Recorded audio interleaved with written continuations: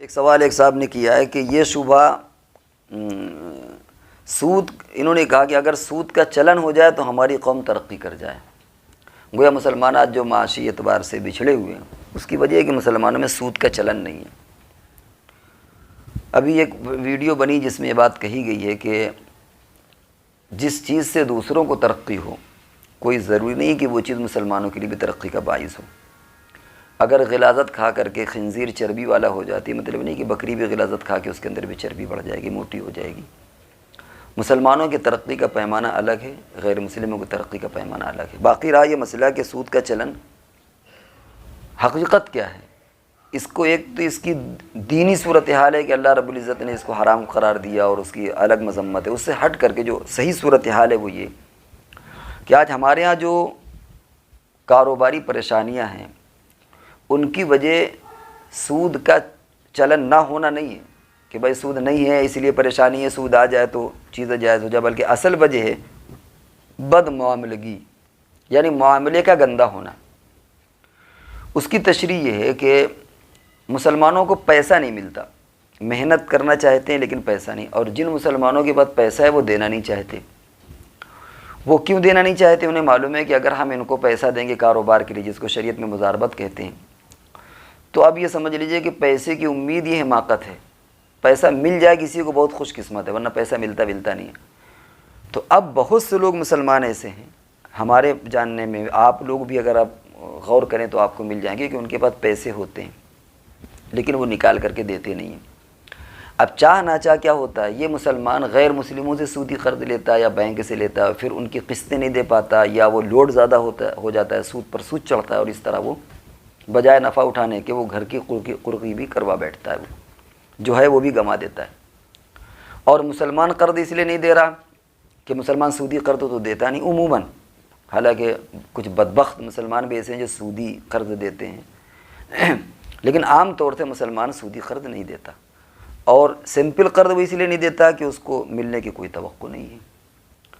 اور جو لوگ سودی قرض بھی دیتے ہیں انجام کے اعتبار سے وہ بھی فائدے میں نہیں ہیں۔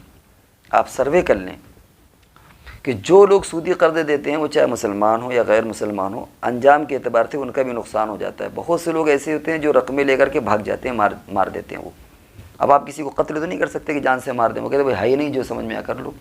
کچھ لوگ علاقے بدل دیتے ہیں، کچھ لوگ ضلع بدل دیتے ہیں، ادھر سے ادھر چلے جاتے ہیں۔ تو سود دینے والوں کا بھی بہت مرتبہ ایسا ہوتا ہے کہ لاکھوں روپے ڈوب جاتا ہے، لیکن ہماری بحث وہ نہیں۔ ہماری تو یہ ہے کہ مسلمان جو آج پریشان ہے وہ اس لیے پریشان ہے کہ وہ بد معاملہ ہے، وہ اس کے اندر خیانت ہے، اس کے اندر خوف خدا نہیں ہے۔ ورنہ اگر واقعی اس کے اندر خوف خدا ہو اور امانت داری پیدا ہو جائے تو ہر بندہ اس کو اپنی رقم دے گا کہ ہماری رقم سے آپ یہ کاروبار کر لیجیے، جسے معلوم ہے کہ ہماری رقم نہیں مرے گی۔ لیکن اب لوگوں کو معلوم ہے کہ ہماری رقم ڈوب جائے گی یا یہ پتہ نہیں واپس دے گا کہ نہیں، تو اب پیسہ ہوتے ہوئے بھی وہ اس کو نہیں دیتا، اور وہ جو کاروبار کرنا چاہتا ہے وہ پریشان ٹہلتا ہے۔ ہمارے علم میں ایسی بھی مثالیں ہیں، اور ہم نام لینا مناسب نہیں سمجھ رہے یہاں پر، کہ ان کے پاس اتنا پیسہ آ جاتا ہے کہ وہ لوگوں سے ہاتھ جوڑ دیں، ہم کو نہیں پیسہ چاہیے۔ کیوں؟ اس لیے کہ انہوں نے امانت داری کا پیغام پیش کر دیا، یعنی لوگوں کو معلوم ہے کہ یہ بندہ ایماندار ہے، پراپرٹی کا کام کرتے ہیں، ایماندار ہیں۔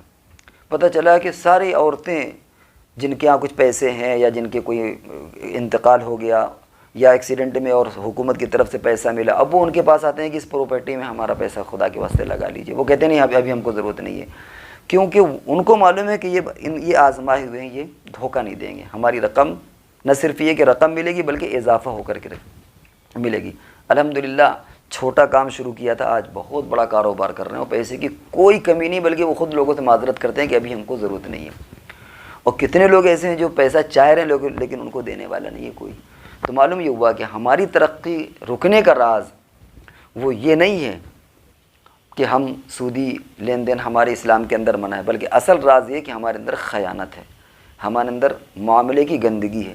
آج اگر ہم اپنے اندر ایمانداری پیدا کر لیں، معاملے کی صفائی پیدا کر لیں، تو خود ہمارے مسلمان بندے جو بیچارے کاروبار نہیں کر سکتے لیکن ان کے پاس پیسے ہیں وہ ہم کو دیں گے، پھر ہم کاروبار کریں گے اور ہمارا کاروبار ترقی کرے گا، چمکے گا۔ اس لیے خدا کے واسطے ہم اسلام کو یعنی وہ نہ دے کر کے دوست کہہ لیں یا اسلام پر الزام نہ لگا کر کے خود اپنی خیانت کو الزام لگائیں کہ یہ جو کاروباری نقصان ہے مسلمانوں کا یا معاشی اعتبار سے جو بھی دقتیں ہیں وہ خیانت کی وجہ سے ہیں، نہ یہ کہ سود کے چلن نہ ہونے کی وجہ سے۔